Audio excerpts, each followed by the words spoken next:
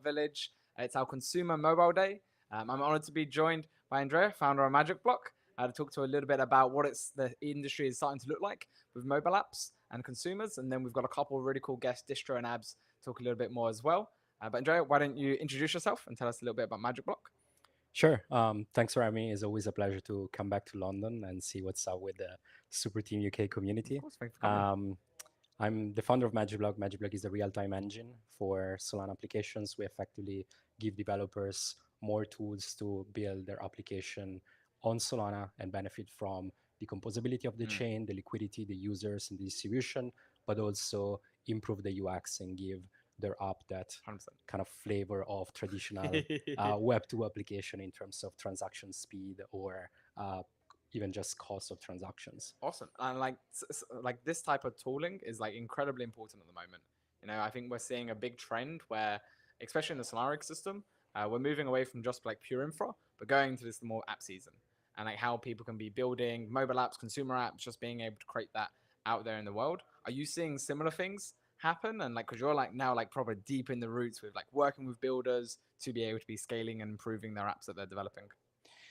Yeah, so Solana has always been the consumer chain, has always had this obsessive focus on applications. Yeah. But right now, I think we really reach a tipping point because we've reached partially because the infrastructure is more mature and the tooling are there, partially because just the sheer amount of people that are doing stuff on Yeah. chain that have a Phantom or a Solfair wallet or backpack and are doing stuff on chain. And so if you look at the numbers, Colosseum, latest Solana hackathon, 1,400 projects that submitted to that hackathon alone. I think is the biggest Yeah, it's the one biggest so since the far. very. They keep growing. Yeah, like exactly. Every edition is bigger than the previous one. It's pretty easy to see the story of like to your words application from few application to many applications because the coming to consumer track Solana. was the busiest track. It Yeah, had the most number of submissions in it. yeah, And I think, as you said, it's echoing that kind of like change and movement towards the industry evolving into the infrastructure is fundamentally there. Yes, there's probably still ways to be improving it, but the fundamentals are there. Now, what we need to be able to do is building the applications that can be bringing the ecosystem in to be able to allow them to experience the benefit of the technology, but also not necessarily always see behind it. I don't need to know how my Wi-Fi works to connect to my internet and get the totally. benefit of that. And I think it'll be the same for the consumer apps. They just get to benefit from the improved shared database and the interoperability and the ability that what you can have with a app built on top of these like blockchain rails. Absolutely. That's really the core of our mission. We want to give developers the ability to build application that has the same look and feel of Web2 apps, but that benefit from on-chain composability. And we were sponsoring the consumer track of Colosseum. Like, it was a sort of a small token of appreciation for the community, and like we're pretty excited to support these builders. No, and I think it's pretty special on how you guys have consistently supported people around this. Like it's not unique just to Colosseum. You guys were purely pioneering the game jams Yeah, that we've been growing over the last couple of years and really being able to make sure that anyone who wants to be building an app, there is a platform, there's an access point for them to be able to get not only the exposure, but also a bit of funding to be able to support that journey as they go on and create their application. absolutely. MagicBlock was started with a tool that we built, an open source for the community, the Solana Unity SDK. That was really what put us in the spotlight. And so our history is really ingrained in this idea that if you build open source software that enable other developers, then you're able to sort of kickstart a movement. And 100%. I like to think that we did our small part to kind of enable this plethora of now use cases and applications that are coming to Solana. No, and I think it's especially important to highlight how it's fit into your business strategy as well, and Mm-hmm. like how you're able to be growing out. You supported the ecosystem, the ecosystem supported you, and I think that like win and help win mentality is something that's so important and something like for a super team that we constantly like to be able to share across all of our founders, all of our community members. If you are able to achieve something, you want to help the next person achieve it as well. And so these then type of opportunities, they do create that space because even like how you've been able to work with specific teams, and you guys are always very open to sit down, talk with them, guide them through it, and you're very like supportive of when they are building on top of Magic Block and promoting them and helping spotlight that out there. So it's constantly you're being a distribution channel for them as well. Yeah, absolutely. As an infra provider, we're only as successful as the application they're building on Solana with us. And so I think it's one of the key foundation, the key aspect of the Solana success story is network effects that sort of reinforce themselves when it Yeah. comes to keep everyone in the same ecosystem without fragmentation. The more users, the more developers interested in building applications, and the more application, the more stuff to do, the more users are gonna come because they Hmm. want to play around with stuff, right? They want to they don't want to be on a chain where there's just the same AMM like lending markets and like the few old things that you used to do in like 2020. And I think Solana is really the place to be for anything consumer focused. And I think what's really cool about when we're looking at consumer focus, there's also the whole world of mobile, and like how are you bringing applications to the mobile phones? Yeah, Because that's how most people consume a lot of this stuff. It's not all desktop applications. A lot of things happen on mobile. And the unique aspect that Solana's gone with the Seeker phone, and initially the Saga, and now evolving into then the Seeker launch. But the whole like Solana mobile kind of push towards there are now a bunch of hardware devices out there who have less competition in their dApp store for you to get your app shining. I think it was 140,000 of the Seekers that have been distributed already, yeah, and there's more that will be coming forward, like pre-order, pre-ordered, but like ready to ship yeah, starting in 4th of August, if I 4th of remember August. correctly. And then so it creates this like real cool spot for anyone who is building an application to get that big distribution. They've got a mobile hackathon coming up Yeah, pretty shortly, which is going to be really cool to be able to see all the teams who were building on Coliseum, creating all those consumer apps, how they're able to make sure that there's a mobile version ready and like transmit that into like mobile hackathon. So when the Seeker launches, they could potentially be one of the top apps who are getting distributed to those 140,000 people. absolutely. That's something that we keep telling to the developers and the project that we interact with.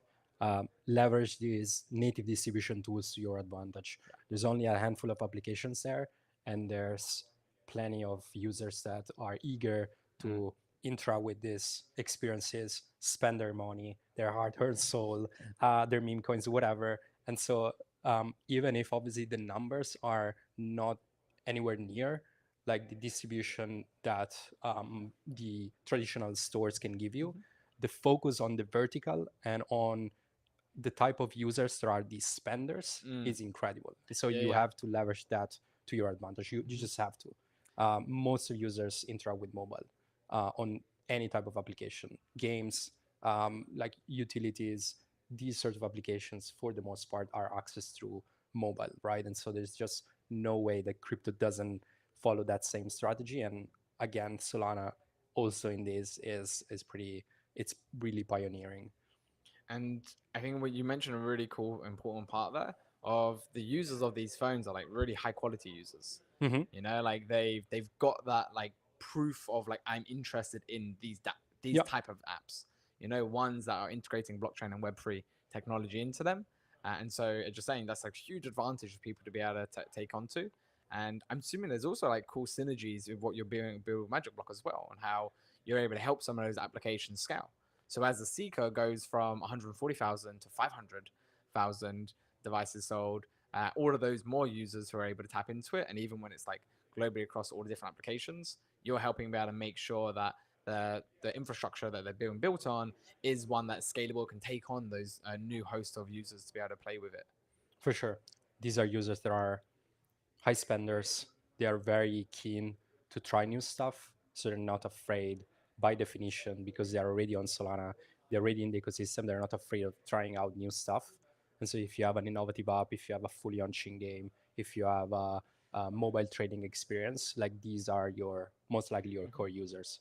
And then, when it comes to supporting their scaling issue or giving them better latency, real-time Mm-hmm. latency, giving them cheaper transaction, all things that you might not be able to do natively on Solana. That's where we come in. Um, but again, going back to my previous point of keeping everyone in the same ecosystem for us is really, really Yep. important that our tools, our network works in parallel with Solana and it's completely hidden from a user perspective. Users would just interact with an app, they will do what they're supposed to be doing there, and the app will just work Yeah. smoothly.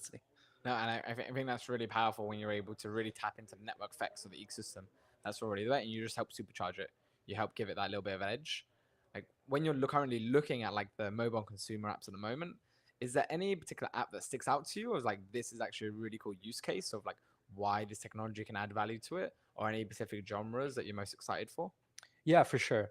Um, there's many, but off the top of my head, I'd say trading experiences on Solana has always had like PMF, like people love to trade. And so any consumer application that revolves around trading and maybe gamified trading in a way, Yeah. it's like on the right path to generate immediate revenue. Yep. We've seen some of these application trading focused application generating an incredible amount of money in like 6 months. That is unheard of in any other industry Mm. on planet Earth. So obviously, as a builder, that's pretty attractive.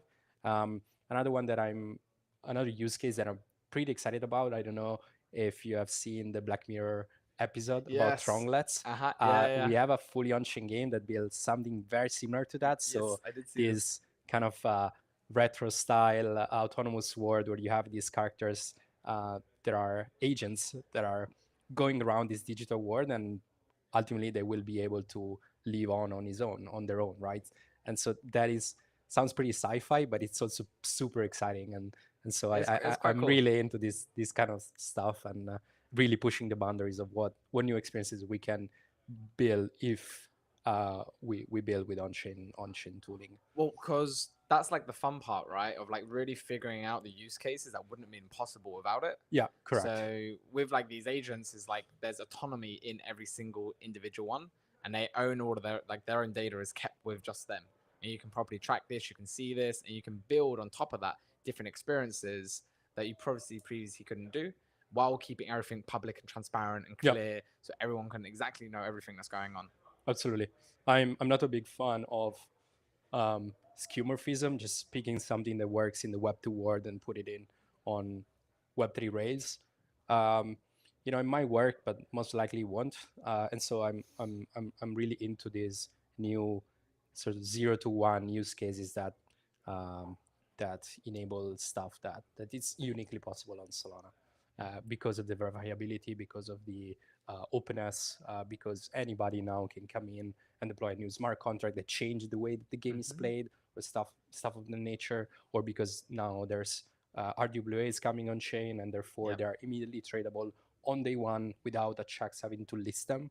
And so all of these things are, I think, are affordances that will be supercharged on Solana. No, and it's a pretty special moment now that we get to be building and shaping it. And you've been an incredible part with Magic Block and how you guys have been able to support all of those consumer apps and games and different mobile apps that have been growing forward. So I appreciate you being able to like jump on and come with us. If anyone's interested, get into Magic Block. Where would you send them? They can reach out to us on X. Handle is MagicBlock. My personal handle is Super Mario Block. Or join our Discord and join our community. And yeah, happy to support. Awesome. Well, Andrea, appreciate you being able to join on and coming down to the Startup Village. Thanks for having me. Perfect. And next up, we're going to have Distro talking about how he's building with Hermans and his experience with Monkey Day as well. So stay tuned for that.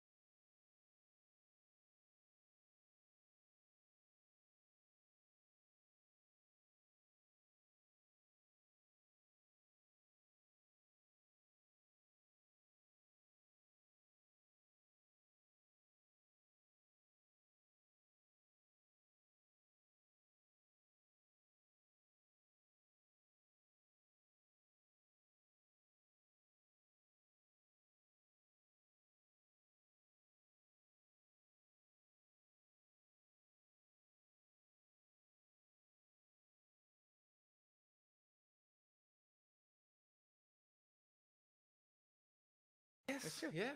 Yeah. I've Oh, watched like a few things. I'm alive. Yeah. There we We're go. good. And we're back. Thank you Good. everyone for sticking around and tuning in. Yeah. I'm now joined by Distro, an awesome Super2K member who's been with us from the very start. We just talked to Andrea about what it's like we're seeing as like the state of the mobile scene at the moment and why there's good opportunities. And now we get the honor of speaking with Distro, who's been building these mobile apps for the last few years. And you've been on an awesome journey through the ecosystem as well. Why don't you just give everyone just a little bit about your introduction, about you first, and then Yeah. we'll dive into your whole experience being able to build these mobile apps. Sure. Yeah. So obviously I'm a developer. So I'm like the technical side in many of the projects that I've been involved throughout the last few years.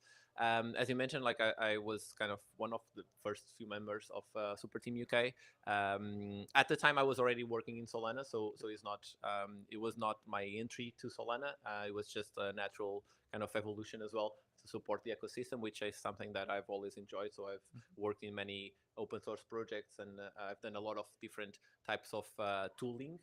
So that was actually my beginning. So I started doing a lot more tooling in the beginning. So at the time, so this was maybe 4 years ago, and at the time, like it was very few tooling and infrastructure. So obviously, like the stuff with Magic Block and other things that now exist, it's unbelievable, like how much we've kind of progressed in the last few years. Even like last couple of years, I've been quite good on that front. So I started with mostly developer tooling.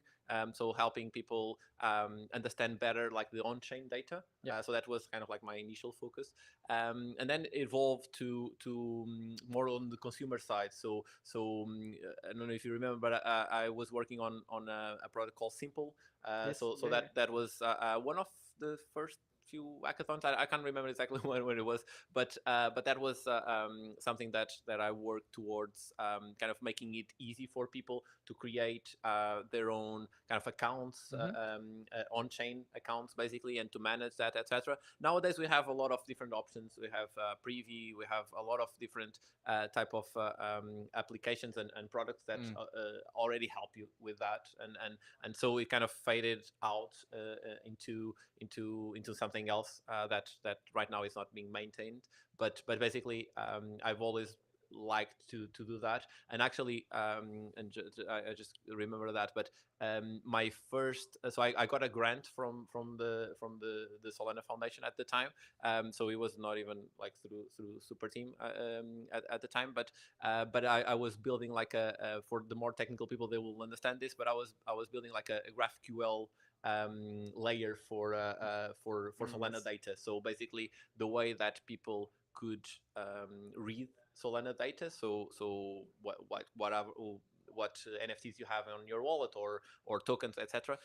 But in a way that you can just use a GraphQL language, which is much more accessible for people to kind of to use for technical and non-technical people as well. Because I also did a workshop in Breakpoint in Amsterdam. So that was like maybe a couple of years ago, around that. So how to build kind of like no-code tools using. At the time, it was called like GraphQL, but basically it's like this GraphQL interface for Solana. So I did that as a way to showcase how any type of person could build like their own type of on-chain reader without having a lot of technical knowledge. At the time, was very interesting because we were starting to use like AI as well for that. So building like the queries for GraphQL through AI. So yeah, it was quite an interesting experience to help like non-technical people to dive a little bit more into on-chain data. Yeah. No, I think a core thing of your journey has always been how you're able to create new use cases and tools for people to be able to be breaking in. Yeah. It started, I remember though, with Paddle Cash Yes. and like how Yeah. you was able to building a consumer app for the paddle industry. Yeah.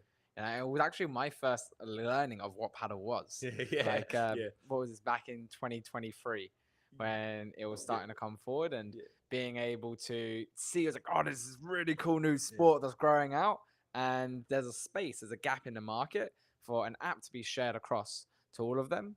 And talking about how there's like popularity, so you can have like competitions and leagues within it, the tradability of equipment, Yeah. what else goes within it, and then all different types of like services that you could buy, mentorship, coaching, all different kind of like even like white labeled services for the different clubs, so that they could be able to offer their own industry, that those specific unique areas. And what blockchain's helping do behind the scenes is secure everything, make sure it's all verified, transparent, all the ownership is in the right place. It's just like a better way of organizing that database of information. Yeah. Paddle Clash was kind of like my transition to consumer apps, and we will talk about a few more things after this. But basically, yeah, Paddle Clash was when I kind of stopped doing the more kind of like tooling. And became like more of a product person, and trying to build like products using on-chain technology. And one of the main things that, as you were saying, is not really not just the when people look at the on-chain and like blockchains, sometimes like what they don't realize is that the blockchain is just like the infrastructure, just like what can replace like the database or the payment processing, whatever, like everything that normally you have to build in isolation, and you kind of need either to use like an external service, or you have to build it yourself. By using like a blockchain, which is a public ledger that has like verifiable data in there, then you can just build it yourself, and you don't have to rely on third parties to kind of provide that service to you. And that's what we were trying to build with Paddle Cash, specifically for the paddle industry. So basically using blockchain technology to facilitate payments, to facilitate some sort of like rewards, loyalty programs, etc. And that was a very interesting experience, because for me specifically, we were kind of like in contact with people that were not crypto friendly at all, which required us, at the time we were using like, I think, Web3 Auth and other providers that would allow us to basically just use like a Google account or an email account, and that was the experience. Like that was basically which was coming as well for a little bit from Simple. So all of that kind of all of the tooling that I was building before, I was just applying that to now to a product. And one important thing is that people and with pretty much everything that I've been building, so like in the last couple of years, have been with the idea that the blockchain itself should be abstracted, and people don't need to understand, okay, like I'm doing a transaction to do this. No, I'm just collecting like this sort of badge, or I'm just buying this equipment or whatever, or paying this person, and they are just like focused on the actions, and not really, okay, like now I need to do a transaction which has like these priority fees and that and whatever, like I'm paying this gas, or like in Solana case it doesn't matter, but like all of the technicalities behind that, they're no longer relevant. And I think that's the evolution that we've seen in the last couple of years in many products. Like Jupiter, for example, is one of those products. It's very crypto native, but at the same time they've been investing a lot in making that experience as easy as possible for anyone to just trade, just buy, just to do stuff on chain, basically. And I think that's a really important concept you're talking about there, how the blockchain is just a different way of holding different information in a database or payment processing, and it almost like allows the app developer to focus on the app itself and focus on the product. There's a lot of back-end solutions that are just taken care of. Yeah. You know, you don't have to worry about it as much. You don't have to build your own internal solutions. But I guess one of the caveats that people have with this, or misconceptions, is that, well, if I want to do that, I got to know how to code Rust. I got to get deep into it. And I think one of the coolest things that you're so is you've never wrote a line of Rust in your life. No. You know, you've been able to utilize all the different infrastructure APIs, like all different kind of like SDKs that you can pull from to be able to create the solution. You want to share like a little bit about that and how you think about your development process on how, and other people, it makes it easier for them to get in without having to go in those deep roots. Yeah, no, definitely. And yeah, that's one of the surprising things. It's still very surprising. Like nowadays, I still have many conversations on crypto Twitter about this, and especially from people that are coming from EVM, so like from Ethereum side. They have that like this misconception that you have to code like everything, like all of the smart contracts or the programs in Solana, like you have to build your own, etc. And there is a lot of development that you need to do to build like some sort of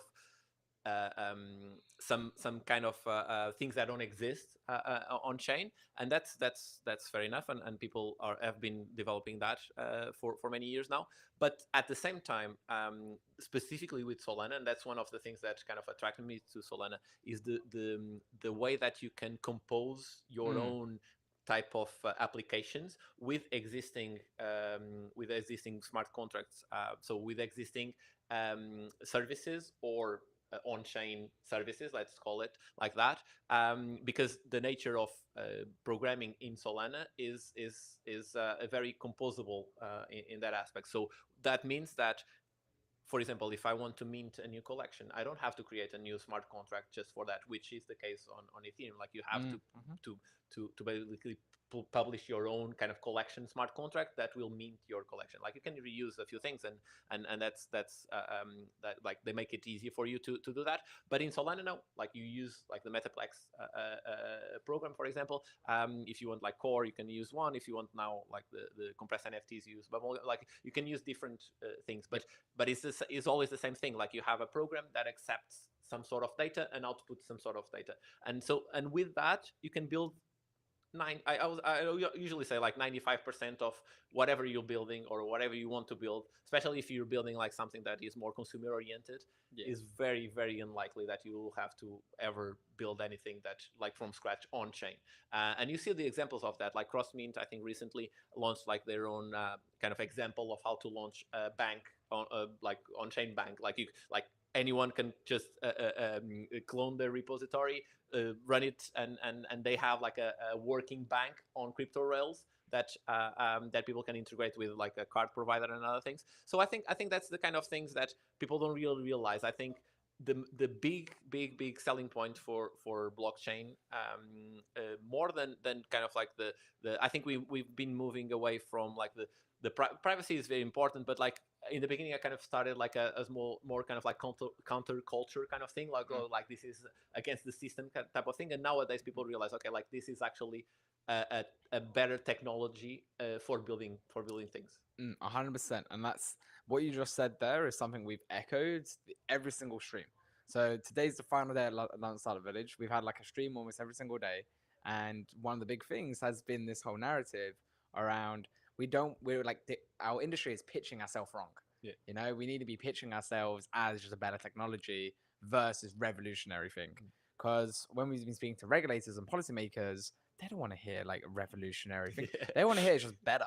You know, faster, cheaper, more efficient, like and verifiable as well. Like that's important, I think. And like because it's the transparency behind it, and it's a new way, and like it does bring a different type of culture. You know, and like there's a lot more open source culture in the Web3 system. You talk about these programs that you can plug in from. There is that kind of mentality of like we build this all together rather than closed walls and closed gardens. And then that does then bring like positive, like a different type of way of how I approach building, how I approach being able to connect the dots. But then ultimately, it's just a better technology underneath it that enables faster, cheaper building. Yeah. I think that's the one of the main focuses, and how even like the experience. I think that at least like for my perspective is that in the last, let's say, year or half a year, I think that we've kind of been focusing now more on the experience of on-chain or crypto products, let's say, even though like most of the time that crypto side is a bit abstracted. So you have like things like Drip, for example, where people collect art and digital kind of assets without really understanding that they are kind of using on like they have like the droplets or drip, I don't know how like the droplets. So they have like some sort of like currency that they use, and they can support their artists and etc. And that's it. Like they don't have to understand, okay, oh, like this is built on Solana and using like whatever. So I think that's how I see things evolving, and not just on consumer products itself, but experience in general. And more recently, I've been involved with an NFT project, and that is another aspect that we've kind of, I think, been moving away from that sort of like initial NFT, which is more like speculative type of thing, like investment. Yep. Obviously, there are like OG type of collections that make sense as a collector to hold or to do it as people buy art and other things. So that is one segment of that. But more recent times, I think the way that collections have been exploring is much more on the consumer side. We've seen like many examples of collections going very strong on like platforms like Giphy or other things, like basically trying to merge a little bit of this crypto world into the real world, where people that they don't even know what collection is this, or if this is an NFT collection, but how like they just experience that outside of the crypto world. And then like if they are really interested, then they can become like part of that journey. So I think that's something for me right now that is very interesting to explore. I think that has been like the main drive for me to be involved with Hermans specifically, but also like how this kind of the revolution of AI is going to impact all of that. I think there's a lot of interesting things, like the overlap. I really like the overlap between AI and crypto. Not in the sense of automatic trading type of thing. So not creating like bots or anything that think for you and invest for you to make money. But I think more on the sense of creating experiences that can be rewarded through the Web3 side, but also include like the AI side to support that on visuals, on story building, etc. So yeah, that's kind of like what I've been like. This was a very long answer, like a multi-part type of answer, but that has been like my journey leading to this point where I'm kind of leading now Hermans to build like this sort of AI storytelling collection that overlaps a little bit of storytelling, Web3 and AI, and makes something out of that, basically. Yeah. And like the journey that you've gone through from Paddle Cash now to Hermans, I think one part of that is also Hermans has a lot more IP hidden underneath it. And part of selling consumer products to the world is what new IP is being created, where the unique side of our IP is that it's community owned. Everyone owns one of those NFTs. They have a piece of that IP. They can represent that. They feel that they're a part of it. It's almost like their seed investment into the IP itself and what can be created. And when we've like worked with Blockchain Game Alliance on the gaming side, one big thing they've always echoed as well is IP is like the driver to kind of create that edge. And I can see that applying to consumer stuff as well, where you can like, Duolingo has the owl. The Duolingo is one of the most successful consumer apps out there. And it's got this character that shares its story. And when you talk about collector's type stuff, like having the very first sketch of the owl, that's a really cool collectible towards it, since how much the consumer app has been able to grow. And the owl was also an integral part of the app. The user experience that someone goes forward, they see the owl and the owl directs them. If depending on how active you are or inactive you are, the app icon changes and the owl goes into different positions. So one time it's like it's good and he's happy. If you leave it forever, he dies. It creates those little like different type of environments and experiences within the app world that you get to explore, and the IP helps kind of like tie the gap between. And how have you then approached being able to build this like consumer experience underneath the Hermans banner? Yeah, so even before replying to that specifically, and I was just talking to Metaversal. He's like a big guy in like IP like the IP industry. Founder of Living IP. Exactly. We love Corey. Exactly. So and a lot of experience in like we were just talking about that, like investing and kind of like being just involved in this ecosystem. And building IP is very, very hard. Like there's no question about that. What in a way, like what we're trying to do with Herman specifically is also to bring a lot of the Web3 side to that. And what I mean to that is like Hermans was one of the first collections to mint on Metaplex Core. And I think it's also, there are some little details that sometimes people don't realize, but those little details sometimes matter a lot. So what we can do now with Core is that you can have not just the NFT by itself, which was like the traditional type of NFT, but now you have like access to plugins and other things that you can do with the NFT itself.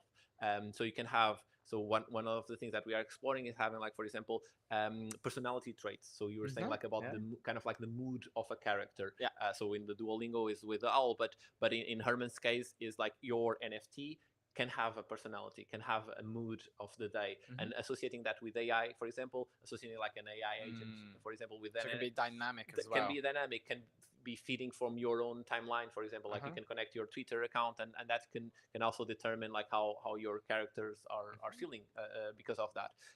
So that is a lot of the exploration that we want to do is around that, how we can potentially create like almost like a living character slash NFT or represented by an NFT that has the on-chain properties that allow you to kind of have a mark, like a verifiable way of saying, okay, like this is not something that we determine and it's somewhere in our servers. No, like this is on chain, and everyone else can also interact with that. So that the whole kind of the whole benefit of using, like, why are we using like blockchain, is because it's a public ledger, and I think that's the important thing, is that it's a permissionless way of anyone interact with your assets. So in this case, we can be building like a version of what we feel like Herman's should be, but other people can go and say, okay, you know what, like you can actually use your Herman's characters in our own game or our own whatever, and we don't have to say anything about that. Like it's not our role even to do that. And I think that's what has been missing a bit in the Web3 ecosystem in general. It's like other people just not waiting for the partnerships and to collaborate specifically with other teams, but actually saying, okay, like, you know what, like you can actually use your assets on our game or our thing, and it doesn't matter, like you don't have to talk with others. Like that's the big thing. So that's what we are exploring, is how we can build like an on-chain type of historical data for your character that can be then used in other things. So we have like the storytelling side, like the story building side, which is very important for Herman's, but it can unlock other things, and we have like a lot of friends in the industry, so who knows like how we can transform that asset that you have as a character into something that can unlock other things for you, can be like rewards in some stores or other things. I don't know, like that's just a few ideas and a few things that we have in the pipeline. And being able to build it from that permissionless layer where anyone, as you said, like anyone can interact with it and be able to be a part of that experience, it's quite empowering for like anyone, because anyone in around the world can tap into it as well. So when you're building these applications, they can be completely open and anybody can be able to get involved in, which is really beautiful. Yeah, I think for me that has been like the reason why I've been involved in Web3 is in part, or a big part, is because of that, because I really believe on a future that kind of allows us to build products and services, etc., in a common kind of playground. And I think that's the big difference, and the big difference of building products on chain or like Web3 products, is that you have to always consider that you are working in a public kind of way, and all of the data, like if you build, there is no other industry where you can go and decide, okay, I want to build like the best stats product that exists, like I want to build like an on-chain index or whatever, and you can start today, like people can go and get into like this sort of events and start building, like, oh, I struggle to find like good information about this specific thing on chain, and they can start building because the information is there. It's not gatekeeping like from anyone. There's no gatekeeping at all. So I think that's the thing, that like when people have ideas, when they want to build something, they always need to have this consideration, okay, like this is public data, like anyone can access this. for the good things and the bad things. Like you can see like who is moving money somewhere else, who is kind of like investing on whatever, who is buying whatever. But you always have to. I think that is a good thing. I some people say, oh, like being too public is might be a problem, but I see this as an opportunity for anyone, like empowering people in general. Like how can you just basically think about any idea that you want, and you know that the data will be publicly available, and it's just up to you to build like whatever you want on top of that. And for me has been like this IP kind of side, and now like the experience of having like storytelling with the Web3 and adding like the AI layer now as well on top of that. I think since it's been has been like very interesting, and I think that's something that we will see more in the future. I think this overlap between AI storytelling and Web3, it's here to stay, and yeah. I love that, and I love how you're always thinking about how we innovating, how we taking things to the next forward, like truly being at that frontier, at those kind of merge of technologies, and how we're able to build the best experiences to open up the doors towards that. I think a key part of all of this as well, especially in our industry, is that you don't have to build that alone. Yeah. You know, you get surrounded by the community to be here, and you've got local communities like your super teams, but also like global communities like Monkey DAO and all of these different places. And you've been on like in and out of like a lot of this type of like space. Like, how have you found like being a part of like the Solana community globally and being a part of these in different groups? I've been we even didn't talk about that, but I've been in many different types of groups of people, more on the technical side in the beginning. So there were like a lot of different groups. Like was like I think it still exists, like the 75 developers. So I was part of that, like a group of developers. There was also like the Helios. What like I can't remember, like it's kind of like hacker something, I don't know. There's like a name for that. So there was like an initial community, I guess, of developers that were around like the Helios at the time. Like Mert was kind of like pushing for that. So we kind of assembled a team of developers. So I've been in many other things that now, like obviously like Super Team has been like a very important part of that process. But just being part of this sort of and I was talking to Simon and from Monkey DAO as well. So with Monkey DAO, I was part of the executive team. So Monkey DAO kind of works in a DAO. As the name says, but in a DAO format. So there is like an executive team that kind of takes like the leadership of the DAO. But so I was part of that, like for a bit more than 6 months, I think, a couple of years ago or a year and a half ago, and that was my opportunity as well to contribute back to the community in a different role type of thing. So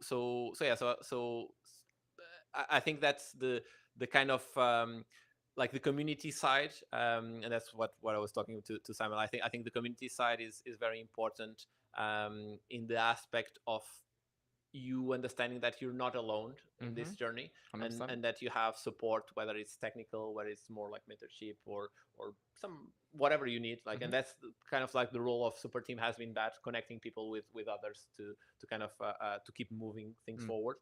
And I think that's the one of the things that has in a way put Solana in a different light to other ecosystems, is that like the community side is really important and has been for years, and that's why everyone has stuck around and just keep building on Solana, and I think that's a very important part for you to not feel that you're alone or you 100%. Don't have anyone else to rely on when the hard times come. Because if you're building something, if you're getting out of your comfort zone, if you're kind of just putting yourself out there, it's going to be hard. Like it's going to be hard. Like people will criticize or sometimes even worse, it's like not paying attention, and you'll feel like, oh, like maybe this is not the right choice.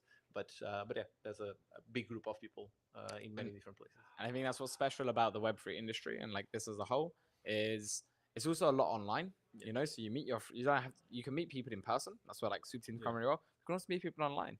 You know, and you can access to these different groups, and you can then be a part of that story with them. And if you're new and you're keen, you can also help contribute towards them. Yeah. You know, and you can be able to help be like the linchpin to be able to help that grow and to be able to make sure more people know that if they need support, that there's access to be able to go there. I think Monkey DAO is one of the top ones globally, like other online Solana community. And then the super teams do really good in creating those local spaces to come together as well. But just all knowing that if you are building in the ecosystem, there's support networks there to help you and designed to really help facilitate your growth, not just on the infrastructure side. We were talking about Magic Bot before and all of these Metaplex and all the different programs that you could build. So it's like a quicker process, but there's also a lot of this like mentorship and guidance and feedback that you can get from these communities who will want to be able to support, who are actively like, yes, please, I would love to be able to give feedback on your app. I would love to be able to kind of help support in that growth. And investment as well, like that's like the money part of the money. So I talked about the grant, but like Monkey DAO runs the Build with Monkey DAO program, and Super Team also is involved with the grants, etc. There are like Insta grants and other things that can get like people off the ground with some of the ideas, which I think is very important. Yeah, it's very important. Just supporting that initial traction, basically. Yep, like no equity needed. Like it's truly like here you go for it, support it. And with the Build a Monkey program, there's also spotlights as well. So you can make sure that whether you are being able to create, you are sharing that to more people and then getting that feedback on it as well. I think it's really super powerful and something that every founder needs to do as they go through and develop. And there's these communities to be able to help support, and there's journeys to be able to go through when you're building an application.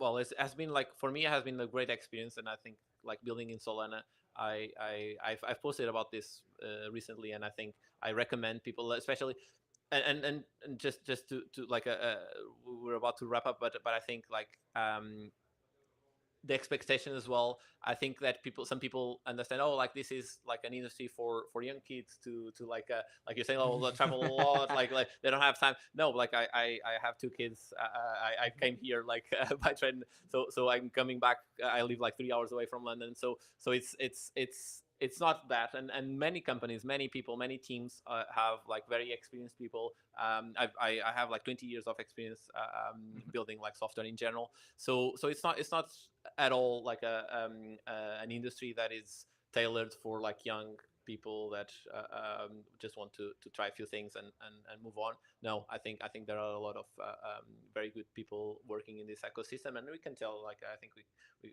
like people understand that, and that's has been like another strength of Solana specifically.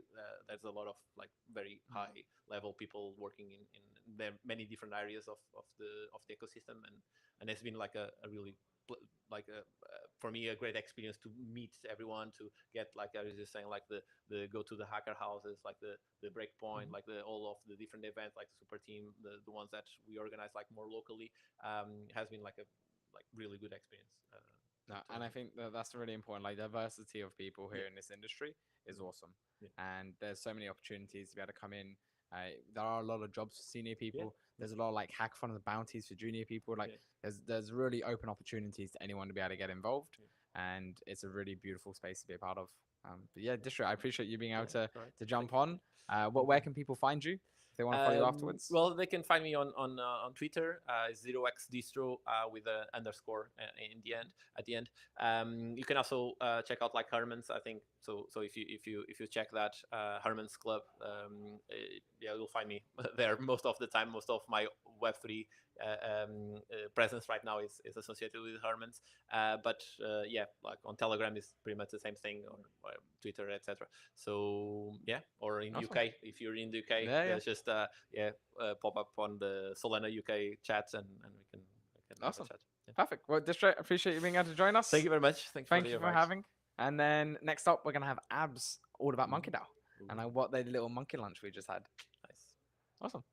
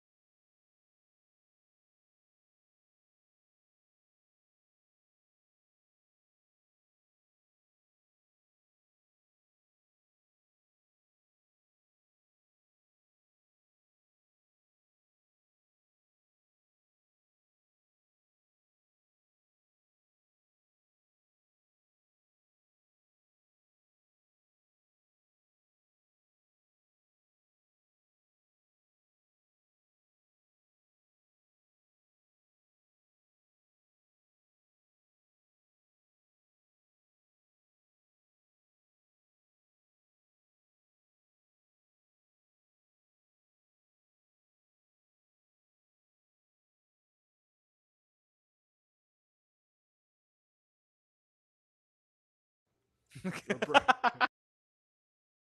funny. Well, I don't know if you can know this here, Yes. but this is not Abs in front of us, but this is Super Simon, an OG of the Monkey DAO community and lead of Super Team Canada. So my fellow amigo on the other side of the pond. And your experience with Monkey DAO has also, President, allow you to quickly jump in for Abs as he takes his quick call around it. But you've been seeing the Solana space for quite a few years now, and you've got to see how it's evolved over this period. And what I was just talking to Distro a little bit about was how there's been this like movement, and even with Andrea as well, is like this movement towards the infra, towards the applications. And I think what is quite fun to talk a bit about is how Monkey DAO are really trying to encourage that and foster that. You know, the Build a Monkey program supports consumer apps to be created. Summer solstice coming up next week or in the next couple of weeks. That's kind of like creates this opportunity to showcase it all and bring it all together. And so I think there's cool opportunities to discuss here together where we kind of see the state of it and how you've seen that then evolve. But before we do, why don't you just give everyone a little bit of introduction about yourself? Sure. Thanks, Cap. And happy to be standing in for Abs, our London local ambassador for Monkey DAO. Yeah, my name's Simon. I'm the lead at Super Team Canada and an exec at Monkey DAO. And I'm happy to talk about consumer applications, consumer-focused products today at the podcast. And yeah, happy to talk about a bit about the history of Monkey DAO, kind of its experience as one of the social layers of Solana, and kind of its relationship to Super Team as well. Because I think there's a couple different layers kind of going on in the social ecosystem within the Solana ecosystem in particular. And yeah, we can dive into that however you want to, whichever angle you want to take. The DAO is complicated, as many DAOs are, and it's been through a lot the past almost coming up on 4 years now. Many different iterations of bylaws, code of conducts, vote proposal processes. It's been through a lot because it was originally formed by the community, surrounded by the SMB Gen 2 NFT that originally they didn't launch or own. This is a purely community-based activation that kind of started way back in 2021. So long history we can dive into there if you want to, depending on which way you want to take it. Well, I'd actually start a little bit like where we are right now. So as a Solana Village, we've had monkey launches these last couple of weeks, and I think what's really nice is how Monkey DAO is supporting the ecosystem. And you talk about even like Abs being like the London ambassador. Like how many ambassadors are there across the world? You know, like there's tons of different cities that are having this little group of monkeys come together and being able to make sure that even though it's a digital world, talk about how the DAO is all set up. That's all in like online Discord in this kind of like screen here. Whereas Monkey DAO does really well in creating space to bring people IRL too, and that's where I see a lot of synergies with Super Team for how we've been able to come together. I think really early on in Solana's story, Monkeys and Monkey DAO saw value in these IRL connections. And way back from 2021 was my first monkey meetup, meeting Nom in our hometown of Calgary, meeting up for beer, just because we were hanging out in the Discord and we happened to find out that we're from the same town. When we got together, like, hey, like something's valuable here. And then after the first Lisbon breakpoint, people started to really just connect online and find out who was in their local town and just meet up and meet in person. People are also like kind of coming out of COVID at that time, and people really wanted to like make these IRL connections, make these real connections. And with like the OG community at the time, the OG Solana community, we kind of like built this formula that can't be recreated by any other kind of social club. And we just kind of saw that back in 2022, 2023, and then we tried to like apply a formality to it. So we kind of saw that all these different pop-ups were happening around the world. We tried to like bring those conversations together and kind of try to not track them, but manage and oversee them in an appropriate way so that you kind of had that Monkey DAO brand on it. And then we found some of the key people that were kind of taking the lead in the community in that local area and kind of assigning them an official like local ambassador program. Like the ambassador program now is like almost like copy paste across many different companies. You see it, a lot of companies doing the boots on the ground, even a lot of different blockchains doing the boots on the ground to kind of make these communities happen. But we kind of did it organically in a way through, I think we started with 10 local ambassadors was kind of the goal. around the world in kind of all three major regions of North America, Europe, and Asia. And I think now we're up to like 23, 24 Awesome. local chapters, all with kind of their own ambassador. And it could be anywhere from, 5 monkeys meeting up for just kind of like sharing alpha, sharing what they're working on, all the way to, I think Singapore is our largest local chapter right now Ooh. with like 140 or something Wow. like that. It's Yeah, it's- that's actually really yeah, good. Jemmy's been doing fantastic work in Singapore, bringing all the monkeys together, along with Omi, and he's one of the local ambassadors there. And it's really just a really simple idea of you buy the NFT, the SMB Gen 2 or Gen 3 NFT, and that is your membership into the Mhm. Monkey DAO, Your lifetime membership. lifetime membership. And if you don't like your experience, you can sell your membership Yeah. because that is digital ownership. Mhm. Once you're a member, you get access to kind of a suite of services that are provided to you. One of them is the local meetups, and there's little bit of funding to kind of help kind of get people together. And you can meet up once a month, once a quarter, and it could be anything from a lunch to an activity to a workshop. And it's just that little social interaction layer that's kind of exists in the consumer space of Solana. And that's a nice little segue into like how the consumer applications start to come forward. Because if you go to like solana.org/grants in a moment, you will scroll down and you will see a big fat monkey logo, and underneath it saying apply for consumer apps. Well, why was there this focus towards consumer applications, building these in types of experiences for the ecosystem? I think that kind of happened naturally as well, because we didn't have such like an IRL presence. People could like directly interact with their potential consumers or potential users. That's true. And that was early. We did that very early on. So you weren't just kind of blasting something into the Twitter sphere or putting something on a website and getting these anonymous users to give you feedback. You could go to an IRL meetup and actually interact and get feedback on your product From a good quality user as from well. a good quality user who's knowledgeable in the space, who you can understand, has gone through the process of onboarding themselves, getting a wallet, getting an NFT, connecting it to Metrica, getting into the gated chats. Like, these are all hurdles that have headaches. But somebody who's able to kind of do that and go through those pain points is a valuable user to tap into, because they can give you real feedback on what they're experiencing with your product.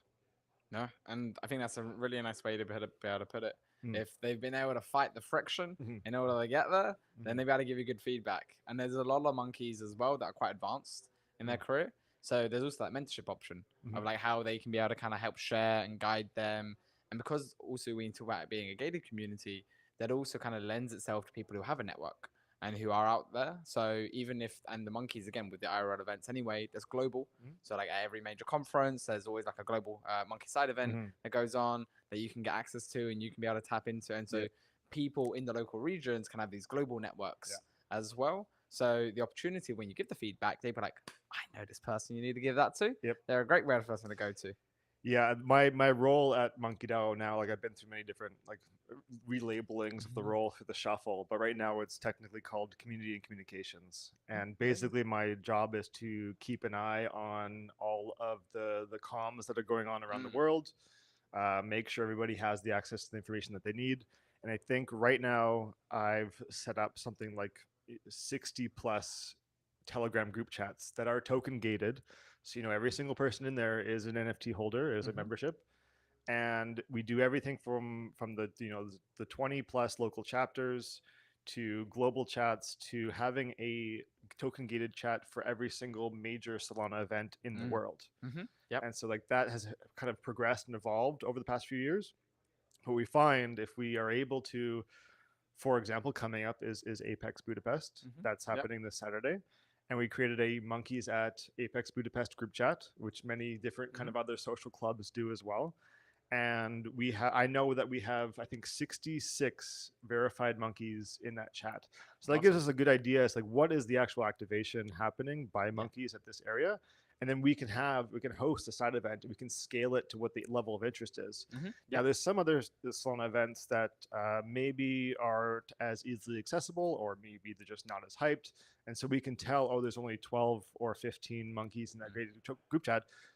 But it still gives us an idea, okay, we can still do something with that 10 to 15 individuals that are going to be there. Even if it is like a small meetup, it adds like a little bit more of incentive for the user to come out, or the monkey or the individual to come out to get engaged in a different social layer beyond just the typical conference attendance. Yeah, They'll have a small 100%. meetup of like a lunch, a dinner. Some of them might do a small activation, or they might just even get on some touristy stuff together in the local town. So it's a really, really cool way to like easily scale and adapt different activations to our members based on the organic interest of that event coming up. And these side events, like that small lunch and Mhm. these little activities, usually where you actually develop those intimate relationships Mhm. with one another, and you can actually have like deep conversations with people and really start like actually diving into like that nurture and relationship building Mhm. and growing your network Mhm. out. So it's actually like a lot more effective to have those two. And if I'm brand new, and I don't know anybody, Mhm. it's a perfect place to be able to begin Mhm. because there's already like we were talking about before, this like gated group that has been through multiple steps. That experience is super valuable and a great way to be able to know that who I'm speaking to here is actually going to be able to help me Mhm. break out into that world. Mhm. And anywhere I go, whether it be Apex Budapest or you got Breakpoints, we just had Accelerate, Mhm. and then there's more conferences coming up. There's a really cool Monkey one Mhm. coming Mhm. out next as There well. is, yep. And like these are now the perfect spots to be able to meet the key people Yes. and to be able to consistently growing out. So when you have your application, you can get feedback from as many people as possible. Yeah, I think you touched on something very interesting there, which is if you are just entering into the ecosystem and you're willing to go through these headaches to buy the monkey to get access to the Monkey DAO membership, there's different like social layers that you can tap into through your experience getting into the Solana ecosystem. So the Yep. one is your local meetup. The first thing that you should do is kind of get into your local chat. For the London Monkeys here, you can get into the London Monkeys group chat and you can just meet your local community. If that's like your first step in, you don't even have to be like a hardcore developer or hardcore founder. You can just be somebody who's gone through those headaches to get all the way in. And now you're just like, you're interested in the social layer, you're interested in Solana, you're interested in like learning more, and now you're meeting some more quality people that can have those longer form conversations. Then the next layer is kind of like this Apex Budapest. That is a larger but not the largest Solana event happening this month, and we're having a Monkey DAO specific side event. So I think we have 55 monkeys signed up for that. So you Very get cool. to meet your local community in London, go to the kind of like these regional events that are hosted by Solana, and go to like a monkey side event. So you feel like you kind of have a bit of a home Yeah. adjacent to the conference. And then for large events that happen once or twice a year in Solana, so that's the Breakpoint, that's the Accelerate, that's the NFT NYC, which is now kind of called Solana Solstice. We'll have something called a monkey hotel. So through our services, you can pay USDC for a selected and qualified monkey hotel that we organize everything for you. So you just pay your USDC, everything's planned for you. You'll get like a Monkey DAO merch pack, and you know that you are going to be joined by 50 plus, 100 plus monkeys in that hotel that you can all kind of go through the conference experience together. And that's really, really valuable. We've seen a lot of people really enjoy that. They will buy a monkey and hold on to their monkey just to be able to access the monkey hotel at all these different events. So we do have one coming up next week for Solana Solstice. We're going to talk a little bit about. Yeah. So there's a monkey hotel available for that in downtown New York City. And then we have one for Breakpoint in Abu Dhabi. There's a monkey hotel. You can all find out about it on monkeydao.io on their website or shop.monkeydao. And you can kind of see the prices. You can see the dates. You can see the type of quality of hotel that you're going to get access to. And then there's also, of course, token gated chats for those individuals that are only buying into the Monkey Hotel too. Yeah. So you can kind of like get another added social layer or experience or access to chats for kind of being and participating in the Monkey Hotel. But yeah, we're really, really excited. We like different, there's a whole bunch we can get into of like other things to do in Monkey DAO. It's been 4 years of kind of growing out all these different services. From the Monkey Hotel to the Banana Stand to Monkey Ventures to Monday Monkey Spotlight, which is our podcast. It's a whole. Newsletter is one of the longest running. The Banana Split is one of the longest running teams in Monkey DAO. But obviously, I think our biggest focus right now is the Solana Solstice event next week. From Wednesday to Saturday next week in New York City. We're really Wednesday to Saturday. Oh, okay. So it's multiple days. it was so the original idea was like like NFT One NYC is kind of like established itself Yep. as one of the OG conferences in North America, and was a really big deal for Monkey DAO. And we kind of put this together like side by side because we realized most people weren't going to, most monkeys weren't going to NFT NYC. They're going there because all the other monkeys were going, and then they just did all the side events together. So like, well, let's just plan a non-conference conference of 4 days of side events that all these monkeys can go to alongside NFT NYC. And also permissionless is that week in New York too. So there's kind of like Oh yeah. multiple reasons to kind of go to New York, and you can check it out, the solanasolstice.com, and see all the different side events that we're hosting Wednesday, Thursday, Friday, Saturday. Everything from basketball, yoga, running groups, consumer-based activations, lots of partnerships, spaces. I think it's going to be a lot of fun next week, and I'm happy to bounce back there after I go to Apex Budapest. There we go. Is there anything specific that you're really looking forward for? The Monkey Hotel, honestly, Yeah. all these things are really fun and really good to go to, but some of the best experiences and conversations that I've had in Monkey DAO is waking up in the morning and you want to go get a bagel or some sort of breakfast, and there's already 5 monkeys in the lobby organizing some sort of lunch, and you just go together and you meet new friends. You have new experiences. That's you cool. share these experiences, and even coming home after a long day of side events and conference talking, there was like 20 monkeys in the lobby of the hotel hanging out, just Yeah, chit that's chatting good. about what was the good event, what was the bad event, what alpha did you learn, what kind of what did you get, what's the best merch. It's just like that home outside of the event that can happen. That's what I'm most excited for. Oh, that's really special. Yeah. And it kind of like connects the dots between bringing everyone together Mhm. and being able to make sure that there's a local chapter they can get involved of whenever they go to travel. They know that there's a home away from home, Mhm. and they're connecting with really quality people Mhm. who are going to be able to help them grow and be able to ship and be able to, hopefully, if you're building an app, be able to get hands-on feedback across from everybody. Yeah, no, it's a perfect way to say it. Awesome. And then when we then start looking a little bit more general, because I think there's a lot to dive in with Monkey, but one thing I'm just a little bit curious of is some of like the applications that you've been seeing come forward.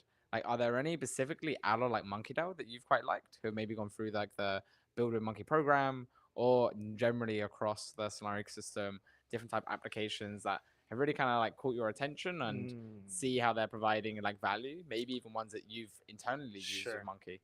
Yeah, I don't want to call any out like specifically, maybe that are new. I can talk about some of the ones that we're working on internally ourselves, as well as the ones like I've personally interacted with for years because we use them as like an integrated protocol or yeah. platform within Monkey DAO. We are big users of squads. I think we are the biggest multi-sig user for squads. So we've kind of not helped them develop their platform, but have given them a lot of feedback over years as to what we're kind of looking for when we're using their platform. Another one, of course, is Matrica. So that is our token-gated access mechanism that we use. And we've used Matrica for, I think, over 3 years now. So we've been with them through many different turbulences and, market ups and downs. And so giving them a lot of feedback, and they've always been really, really responsive and helpful with us. I think we're integrated obviously into the Discord, but they help us integrate into the 50, 60, 70 plus token gated chats that we have. So those are really cool. And then obviously like our consumer focused app that we're working on is the Banana Stand. It is coming out. It is out. It has been out for a while, but it's been coming out. Banana Stand 2.0 for a bit. It just got revamped. We had a whole bunch of beta testers, so we actually went internally with kind of Monkey DAO users. That's the best thing, is we have access to these power users internally within our own community. We don't need to outsource it, and they gave us a ton of valuable feedback the past few weeks as to the final version. So keep an eye out for that. That is, I should explain what the Banana Stand is. I'm just saying the Banana Stand. So that is our kind of our community focused and activation platform. Kind of like if you are a monkey, this is the one place to go where you can get rewards for doing certain activities or incentivized for engaging in different protocols. There's like a badge system. There's kind of like a POAP system. And there's like, we have points, of course. Everyone does like the point system, so we call them bananas. So you can get different points or bananas for having your monkey as your PFP on Twitter, or maybe engaging with certain tweets, or chatting in certain chats, or kind of anything we want to do to kind of formulate and direct the community in a certain direction. We're able to do that through the Banana Stand platform, and I think eventually the idea will be to kind of like, once we figure out all the bugs and once we've like really like concrete and like harden it into what a really good product is, Yep. through feedback from our community, we will probably be wanting to white label it and kind of like Yeah, maybe we distribute it to other communities as well, because it's like a really good solid community activation platform. and it almost feels like it's like a monkey mall, and I buy anything in my Yeah, bananas. there's the and shop it's too. like Yeah. that kind of credibility that I have to have in order to have bananas. Yeah. I gotta go out there, support, activate. Yep. And we talk about being able to utilize that to engage the ecosystem. Is that like when that new app gets released that's gone through the Build with Monkey Down program and it's ready to get its users tested, you can be able to leverage that whole system that you've been able to create to like Mhm. accelerate that journey for that founder, making sure that they get that feedback faster Mhm. towards it. So even if they're not super confident, so when they're at events, they're not like super engaging with everybody because they're just a bit shy. Mhm. There's still ways that they're like proof of work can allow them to be able to get out there and be able to have like an online activation behind it, utilizing cool things like bananas to make sure everyone's ordering cap in check. Exactly. It's always for fun too. We try to keep things light and fun. The whole branding is, the Banana Stand, the Banana Split, Monkey Barrels, Monkey Meetups. Yeah, these users are power users, but we also try to keep it fun and light at the same time. And that's what people want. Yeah. They want to have a good time with good people. Yep. And that's what Monkey DAO hosts to do. Yep. Awesome. Yeah. Well, Simon, I appreciate you being able to like come and join us. Yep. Thank you. Where will people find you, or where will In- they find Monkey? Where will they find Monkey DAO? Everywhere. They will find me probably in Canada. I am the lead for Super Team Canada, so I kind of run the whole Super Team activation and ecosystem in Canada. And there's a lot of very active monkeys in Canada as well. Of Yes. course, a lot of overlap there. I'm probably be around most of the major Solana events, either in North America, Toronto, Vancouver, Montreal, New York. I travel a lot. I meet a lot of monkeys. I meet a lot of Super Team members. It's always great to see you, Cap. It's always a pleasure. And yeah, fantastic kind of to be working within the Monkey DAO ecosystem and the Super Team ecosystem at the same time. No, and it's really special. And I appreciate you coming and stepping in for Abs on the Of course. Consumer Day to be able to course. share everything what you're doing. Yeah. Thank you for having me. Awesome. Thank you everyone for being able to listen. And I can't say that there'll be a next one because this is the final one. So Simon, you join me Closed on it out?